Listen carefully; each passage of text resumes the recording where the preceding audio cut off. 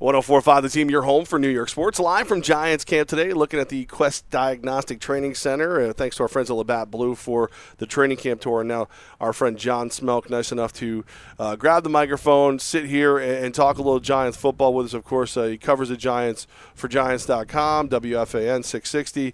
What is it, NEC Sports? Is there anywhere you don't cover the Giants for right now? No. Okay. I'll keep it simple. Now this is a whole new regime. You know, you're one of the few that made the transition from Reese to Gettleman. Thank goodness. But that being said, you know, we've noticed some differences, and we're only here once, maybe twice a year. Mm-hmm. How different has your job been now that the new era has begun?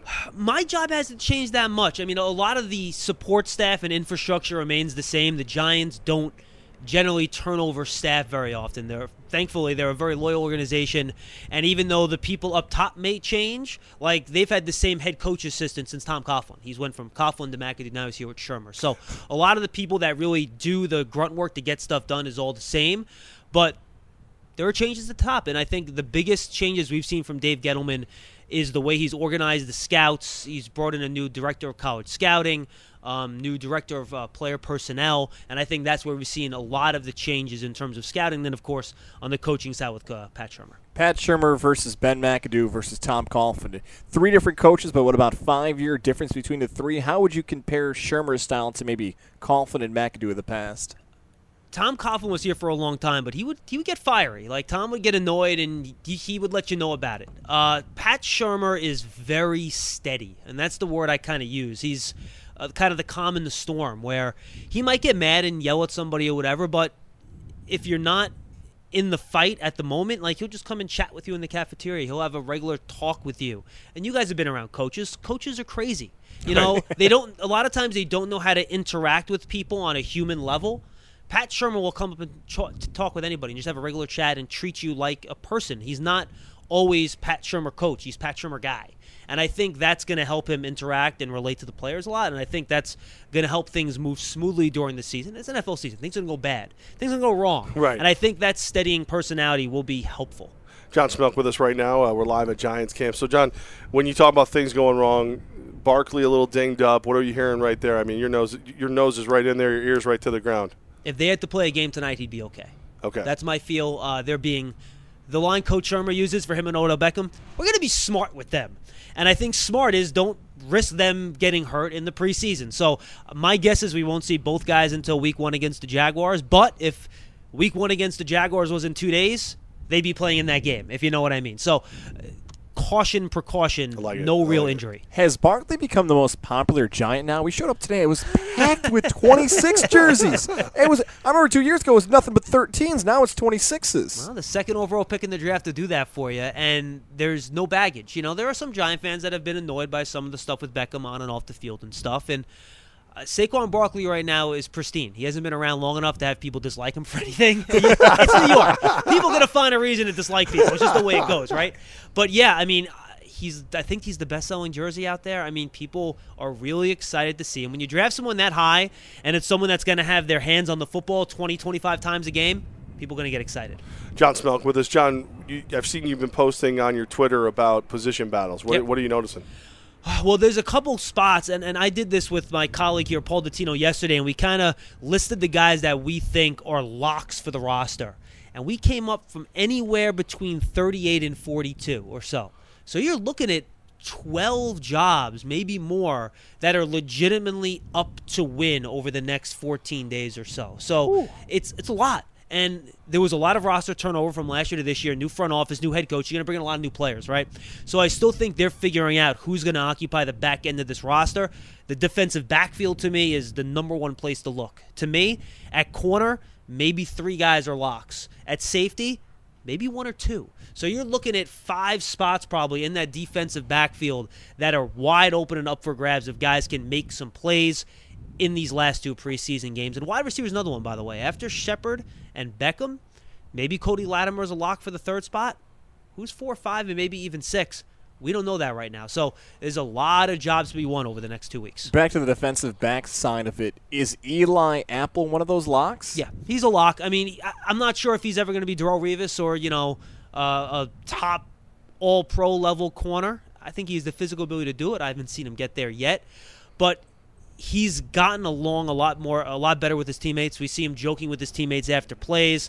He even had a little rivalry with Beckham about 2 weeks ago. They had 3 or 4 practices where Odell would check in just to go against Apple, and they kind of go back and forth and have some fun with each other. And it got heated a little bit, which is good because they're competing. They want to try to best each other.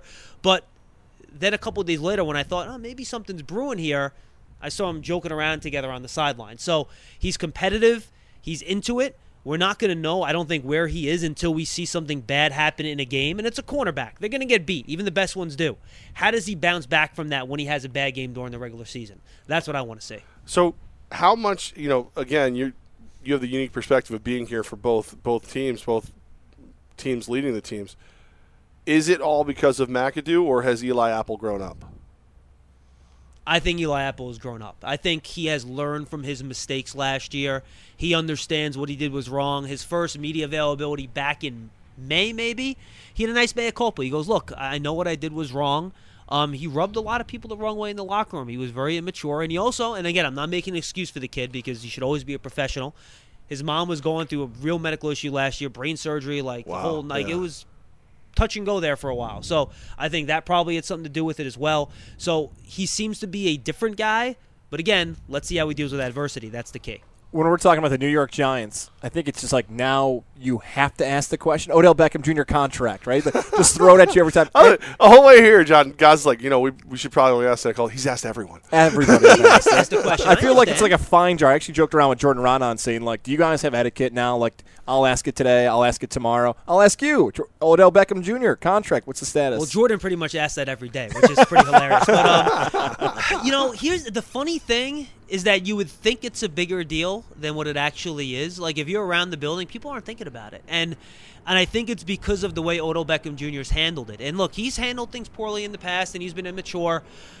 You could not have asked for a guy to show up and be a better player or teammate than he's been since he's gotten here this offseason. He's been wonderful. Aaron Donald, he's not in L.A. right now. Khalil Mack's not in Oakland, right? So Odell Beckham's been here every day. He's working. He's doing everything the coaches want from him. He's not telling anybody, I'm not going to play in preseason games. This is a thing between the team and the coaches and him. My impression is that no one's being unreasonable, and I think if both sides are reasonable in what they're asking for in the contract, they'll figure out a way to get to some type of midpoint where it works for him and it works for the team. I don't think it has to happen before the season. I really don't. But I would think, unless something odd happens, that something should probably get done before the end of the year. Isn't it weird, though, to have a guy in a situation like OBJ where, you might hear it differently. We never hear him ask for the new contract. It's Adam Schefter. It's Jordan Ronan. It's me and Goz. OBJ has just shown up, put his helmet on, and gone to work. You're absolutely right. And I think that's what's been so refreshing. He's spoken to the media 3 or 4 times since the spring. He never says, I want to get paid this. I want to get paid that. He just says, I want to come back. I've had a bit of a revelation coming off an ankle injury, which cost me my season, and I couldn't walk, and it took me 6 months to get it right. And I think his attitude has been great. He's happy to be out there on the field. He's going out there taking care of his business, and he's assuming the business end will take care of itself.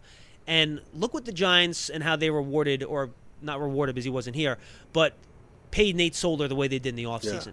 All right, if you're a player that they think is going to help the team and be a good teammate, and you're at the top of your position group, and no one doubts Odell Beckham is that, whether he's the best or the third best or the fourth best or whatever, he's one of the top playmakers in the league, they'll figure out a way to get this done. And I think the way he's handled it has made the contract that much more likely to get done. He has been great. Okay, John, this is John Schmeelk with us, Giants Insider for the Giants and, yes, and for WFAN and everything.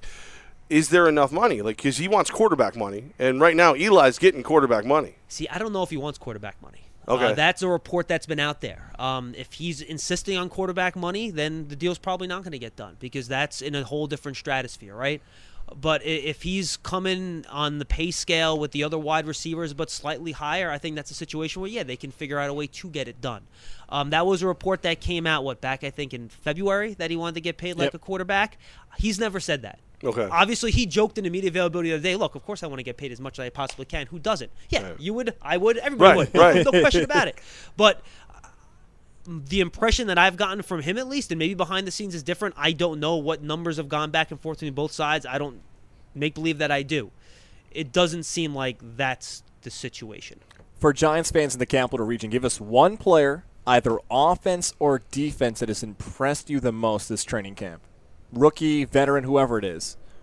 I think Sterling Shepard's going to have a monster year. I thought he was on track to have a big year last year, and then he hurt his ankle late in camp, and he was never the same. And by the time he did get back and was the same, everything else had fallen apart. So he didn't have a chance to break out. One-on-one, he's so quick in and out of his breaks. Guys can't cover him man-on-man. I think he's going to be the second leading receiver on the team. I think he'll have more catches than Evan Ingram, who I think will also have a good year. And I think he's going to be a borderline Pro Bowl caliber player this season. Do the Giants catch and surpass the filthy Eagles, knowing that you're on the Giant payroll? I know this is tough for you. Here's the thing. The NFC's loaded. Okay. When you look at the Giants' schedule, it's difficult. And I went through this the other day with a couple guys, and we couldn't believe it when we looked at it.